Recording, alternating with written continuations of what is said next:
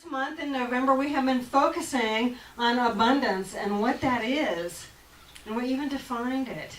We defined it as the flow of the ever-present goodness of the universe in our lives. Yeah. So think about that for a minute. Does the universe withhold air from you? Does the universe withhold light from you? No. It's all there, isn't it? All we have to do is breathe it in. Does the universe, as it is contained in your physical form, stop doing different functions just because you don't think about them? No, they continue in abundance. Your heart beats, your body digests.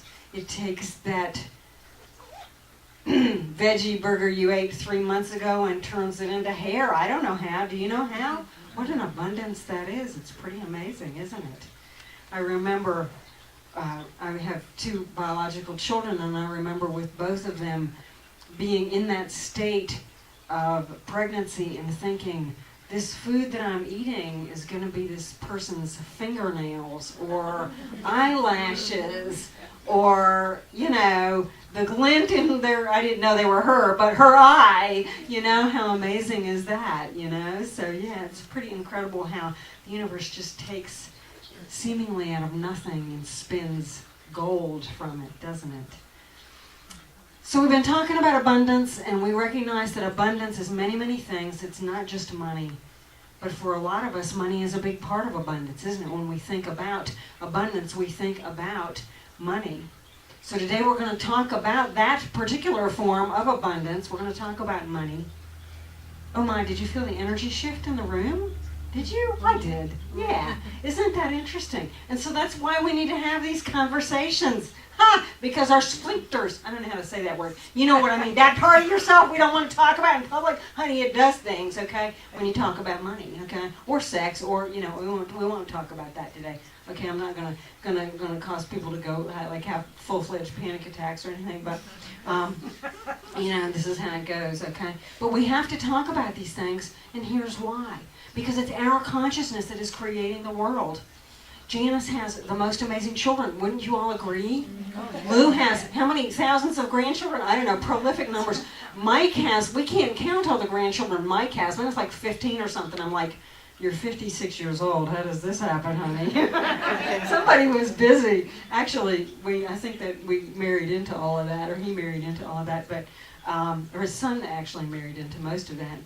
But we want those kids to grow up in a consciousness where the music that plays in their heads, where the underlying subconscious message is what you just heard Karen Drucker singing, okay? And believe you me, those messages are powerful messages. That wonderful song that Kathy loves, I Am So Blessed by Karen Drucker, that we used to close with for years when we met at my house for years. You know, that song, one day I was at work and I was actually having an interaction, I guess that's what you would call it, with someone in a supervisory position. They weren't happy and they were screaming at me at the top of their lungs in front of 40 patrons in the restaurant. I was the server and they were they were, you know, there's a few names for what they were, but and we won't go there. But you know what kept going through my head was, I am so blessed, I am so blessed, I am so blessed, I am so blessed, I am so blessed. That mantra just wouldn't go away. And it, you know, I was on one level kind of devastated by this other human being's behavior toward me and in front of all these other people. And yet part of me was just holding the line. She was just, where's that, is it Johnny Cash? Holding the line, okay. She was holding the line, singing, going, I am so blessed. You know, there's a part of me that you can't take down. Doesn't matter what you do or how you try, you know. And when that part comes out, boy, you know, that's like Katy Perry roaring, isn't it, huh? It's great. Yeah, I love that part. Okay, so we have those conversations about money and things like that because people tend to get all worked up about it and get kind of concerned about it. So, you know, what that really is it's called judgment. And judgment is an amazing thing. It's really important. You know, I come on Sundays most of the time. I get here about 9 and I park across the street so that we have plenty of parking out here. And I walk across. Well, it's a form of judgment for me to look both ways and see if there's any, like dump trucks barreling at me before I hurdle my little, scrawny body out there in front of them, okay? It's a form of taking care of myself to do that. But, there's also the way to use judgment where it can be kind of a bad thing, kind of a negative thing. And so, sometimes that kind of thing comes up for folks when we talk about money or sex or, different things. So, today we're going to push that button. Let's look at the next slide. This is, I got to get her name right, Shannon Sheeran. She don't look too happy there, does she?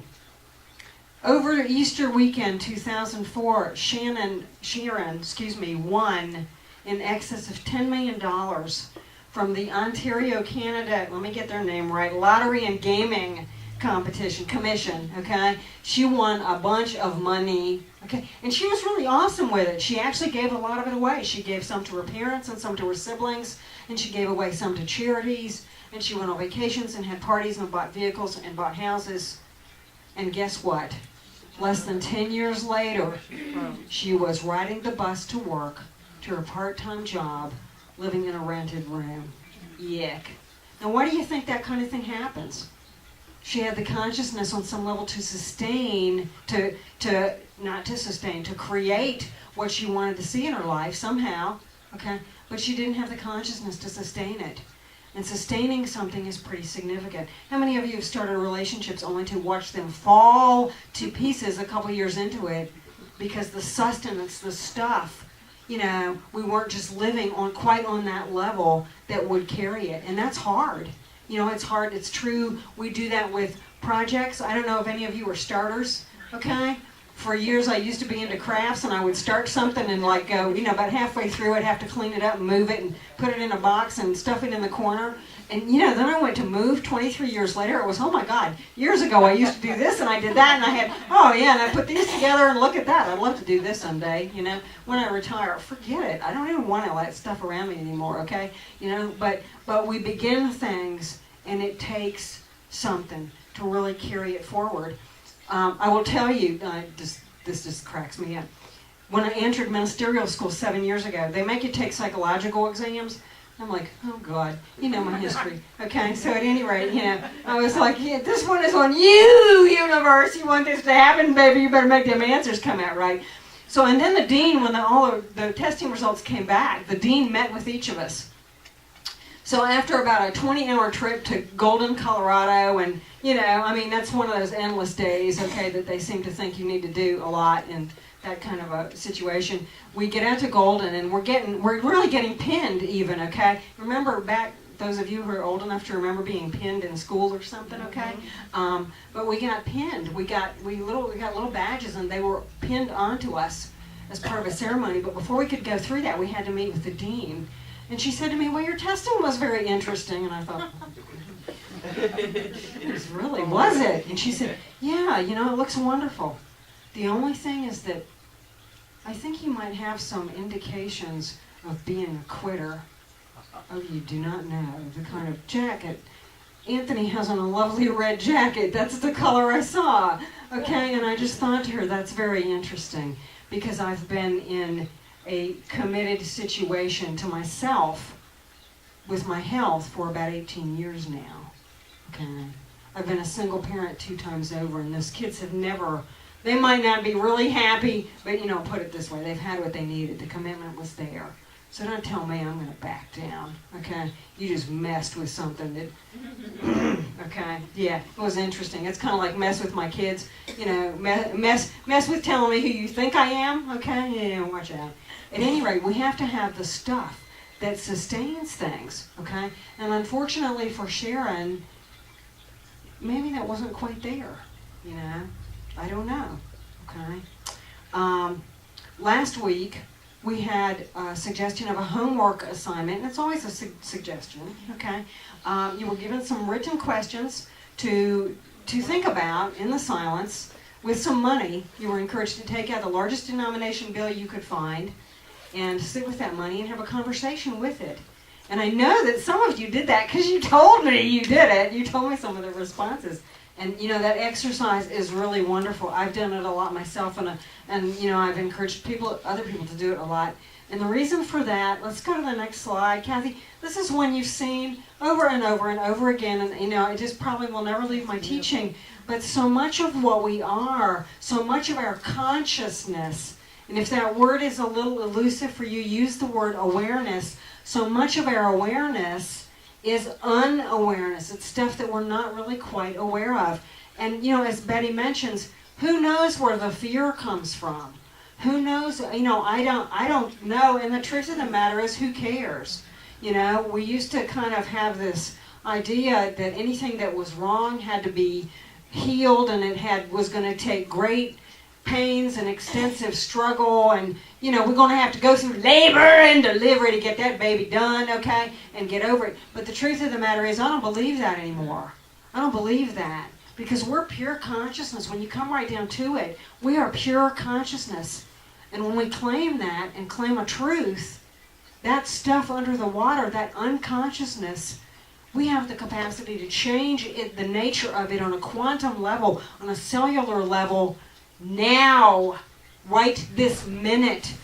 Okay? And when we know that, when we stand behind that as a conviction and awareness, even when we are grabbing it and feel like we are having to move toward it, we are changing some things on a pretty dynamic level. Yeah, Carol wants to share something. Hey, Sherry, welcome. Just look at what's under the water. It very loosely resembles the human skull. It doesn't it, though? She says it resembles the human skull. The power of your subconscious mind. Yeah, it really does. Look at that. And you can almost see faces in it, too. Yeah.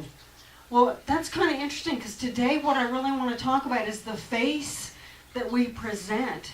Now, the face of a clock is the front of a clock. The face of a human is this, thing right here. Okay, so you know what a face is, right? Let's look at a few faces. Jean, can you hop up and click the lights off back there for us? Thank you. We're going to watch just a little video piece put together by my dear friend, Michael Berkeley.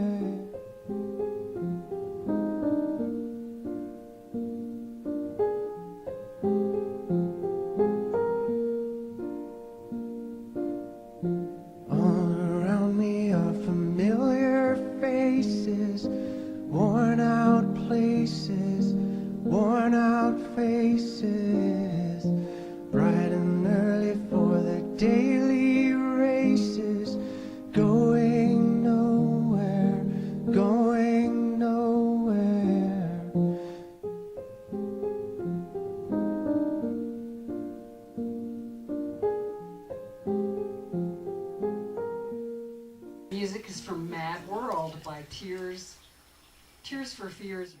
Yeah, it's cute, isn't it? But we're always presenting a face to the universe. We're always giving it something. And in return, you guys know this, we've talked about this before, it always has one answer. It says yes. It's like a waiter in a restaurant. You go in there and you order Spam, and the universe does not come back and say, honey, you really don't want this today. Okay, get the chicken dumplings instead, It gives you the Spam that you are putting out there. It gives you exactly what you are. And so we've been talking about this. And I lost my notes. Oh my God, where did we go to? Okay, so we get it. There's a lot of conscious stuff going on, but sometimes there's a lot of unconscious stuff going on.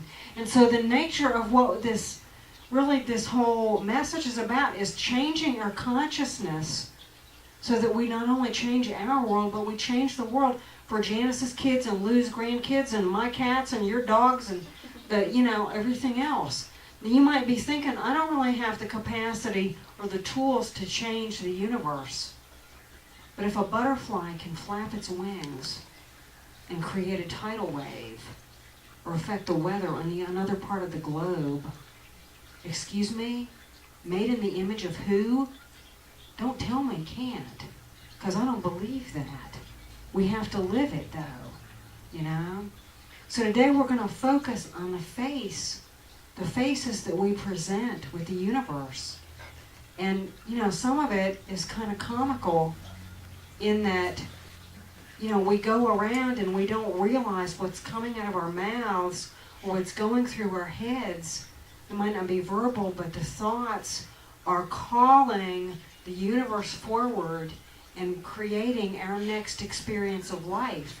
So the question is, what do you want? What kind of fare do you want?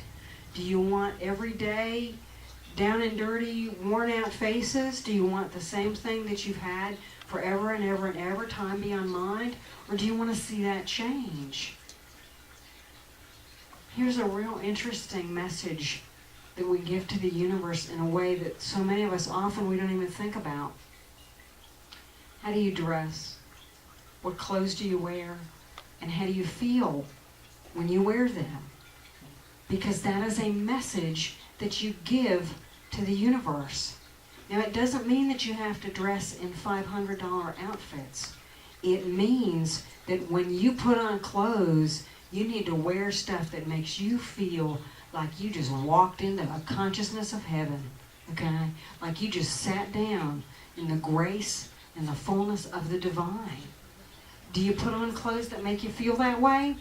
Do you put on other clothes that you go, yeah, it's just something to keep me from getting locked up, right? Yeah, okay, yeah, me too, you know. But think about it. One of my brilliant spiritual teachers I noticed was always impeccably dressed. Now, she might have been wearing sweatpants, but I will tell you what, they were new, they were attractive, they fit her like hand in glove. When she got up and went across the room, you watched her. No matter what she wore, she always looked splendid. And I used to think, gee, I'd like to see her look a little frumpy, you know, okay? What part of me was that, okay? But, you know, really, okay? I realized one day when I was watching her, having that same thought, like, how come she's just always, she's always in that place where you don't want to take your eyes off her, where you feel her even when you're not looking at her, okay? It's because she's putting out that message to the universe that says, you know, I'm God. I'm going to get up and I'm going to dress like God. I'm going to walk like God. I'm going to talk like God. I'm going to act like God because I am God. Okay? You know, it was an amazing thing to watch. Another spiritual teacher of mine had this to say, and this is amazing. You know, how do you act about cold, hard cash? Many of us are really almost afraid to carry money with us. We have this fear that it can be taken away from us. Or maybe if we have it, we would carry a lot of it around. We don't keep it locked up in a checkbook or, you know, at the bank or somewhere else, that we'll spend it. And then we won't have it. Oh, well, let's push the, oh, I don't have it button, the fear of lack button. But think about this. If you walk around with some money on you, what is the message you're giving the universe? I am wealthy. I have the consciousness of wealth. I have the consciousness of abundance. And so the universe goes, of course you do. Let's have more abundance move toward that. We're going to talk about that again in a minute, okay? But it's a big deal, you know. It's a big deal. Carry some money with you. Carry $100 bill, like my spiritual teacher used to teach, with you all the time. That doesn't mean you spend it. It means that when you look at something in the bookstore or at the grocery store or online and you think to yourself, I don't have the money, what you will think about afterwards is, yes, you do. You just lied to yourself. You have that $100 bill stashed away in there, and you could buy that if you wanted to. So you have to change the message you're giving to the universe. You could say, I choose to not spend that money today. That's very different from I don't have it, isn't it? Yeah, it's huge. It's a much different message energetically, okay?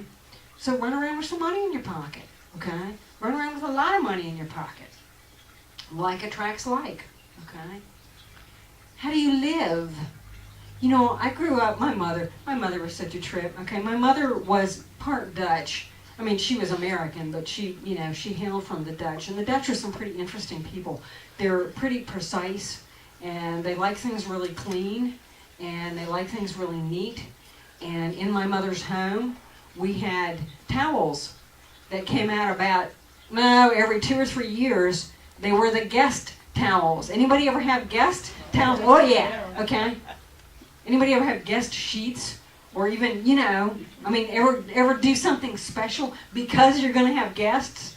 Well, I want you to know, as a sideline, that I used to clean my house 2 or 3 times a week when Open Door met there. And since you guys moved out 18 months, I think I've cleaned 3 times, okay? I found stuff I didn't know I owned. I was like, really? How cool is that? That's an abundance of weird stuff, okay? At any rate, when you use that good stuff, when you cook that good recipe, okay, that special food, when you use the guest towels for yourself, what is the message you're giving the universe? I'm worthy of it. Somebody mentioned worth, didn't we? I'm worthy of it. So what could you go do today that would change how you felt about the nature of yourself in the universe? What would make you feel more worthy? You don't need to answer me. It's a question for you. What would tell you, I belong here. I deserve the air I breathe. I deserve the money I have. I deserve the love that I am. Okay? That's the message you want to give. You want to heat that message up and make it bigger and more expansive and send it out there in the universe. We're really bizarre people. We really are. There's a story from the Access Consciousness world about Dan Heer. And if you don't know Dr. Dan Heer, he's nuts. I mean, he's just nuts, okay? That's the only way I know to describe him.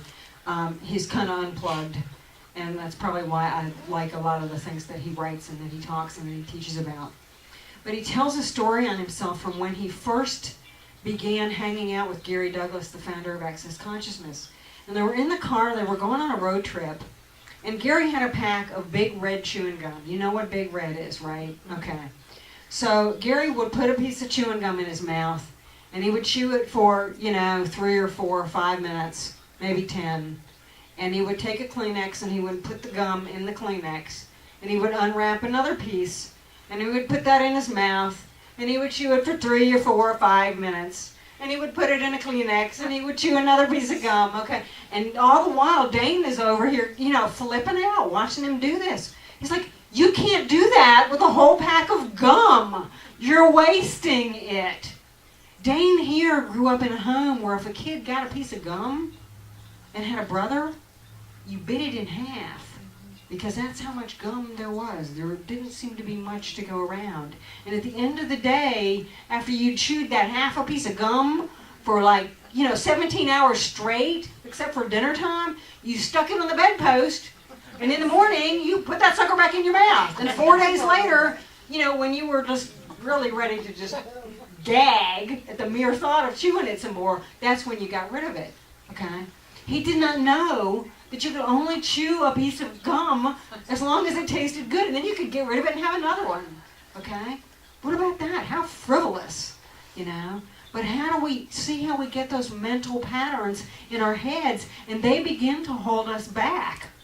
It's pretty bizarre, isn't it? Okay. So here's another idea around creating a consciousness of abundance. Now, I noticed that all of you are sitting down, and that's probably a good thing, because I'm going to get out the T word, and I'm going to talk about tithing. Oh my God, can you feel the whole room shift, okay? It was like a great big black hole opened up, and people almost fell into it, okay? Well, just breathe, okay? Carol's like, no. Carol's like, I'm with you, baby, okay, thank you, okay? All kinds of spiritual traditions from time beyond mind forward teach tithing. I am not going to talk to you this morning from this place about tithing to a spiritual community, okay? In fact, if there's ever a need for us to have a really hardcore conversation about your support of this community, I promise you, I won't do it from the 11 o'clock message. I'll do it in some other way. Because I don't think you came here to hear that today. Okay? I know I never walked into a church to hear a minister tell me they needed my money. Okay? That's, pardon me, it's just not what I do. Okay? I don't want to judge anybody else, and it's not what I do. But I am going to talk to you about tithing. Because if you take an envelope, or you take a drawer, or this is my version, you take a suitcase, and you begin to tithe somehow, doesn't have to be a tenth, to yourself, to the Church of Susan, and Al, and Anthony, and Valerie. You begin, every time a little money comes your way, you take a little bit of that money and you put it in a place that is a tithe to you. And you don't spend that money for nothing. I don't care if the building's on fire. Oh, we're going to talk about that in a few minutes too. I don't care if you need to make the mortgage payment. I don't care. That money is sacred. You give the most amazing, energetic message to the universe. Okay? And that message is, I am worthy. Okay? I am worthy. You set that aside and you keep that. Okay? Anytime you recognize something with your money, you honor it. You really do. Think about that. Where's your money going? Do you like what you're honoring? Okay? I'm thinking I'm honoring making bank way too much these days, okay? You know? It's kind of interesting how we sort of do that. But the truth of the matter is it's honoring me too, because it's giving me a place to live. That's always nice. You know? I like my house. We've done a lot of good there, haven't we? You know? If you begin to give, I don't care if it is 100th of what comes to you, not to spend. Again, put it in an envelope, put it in a drawer. If you want to roar like Katy Perry does, put it in a suitcase. Okay? And when you get some of those pieces in there, some of those pieces of money, you go, play with them. And when you go to put some more in there, okay, play with, do this and pretend you're like, the salad, chef, okay? Only, we hope the salad chef at the restaurant does not use their bare hands, right? Okay? But toss your money and then talk to it and say, hey guys, this is so much fun. We're having a party here. Call your friends up, okay? Get them on dinner. Let's party together, okay? Let's roar like Katy Perry talks about it. Let's bring some abundance into this universe, okay? Let's do that. How about that? You know what will happen? Amazing things will happen. Betty said money showed up in the mail, okay? New books showed up on her desk. What kind of good is out there for you? Abraham tells us the universe is just holding this vast goodness, and it's only our resistance. It's only our disallowance to it that keeps it from coming to us. So as we go from this place today, open to that. I'm going to stop talking about abundance, and we'll move on to something else in the month of December. But if you want to feel your abundance growing, and it isn't just in the form of money. If you want to see good stuff happening to people in Kalawee, and people in the Philippines, okay, and people in, Easter Island, wherever the heck that is, okay, if you want to see good stuff going on in this world, sit down, get quiet, and begin to fan the warmth of love and abundance and goodness and giving and circulation in your mind and in your body and in your heart. Then pretend that sucker is a fire, and the only way you can keep warm is to stoke it up and get it going and feel that stuff begin to move and shift and change. And your world will change, my world will change, our world will change, this world will change. And when Janice's darling Sarah Mae gets to be my age, she's got a few years to go, honey, okay? When that happens, this will be a different place. And you will have done that. Thank you. I love you.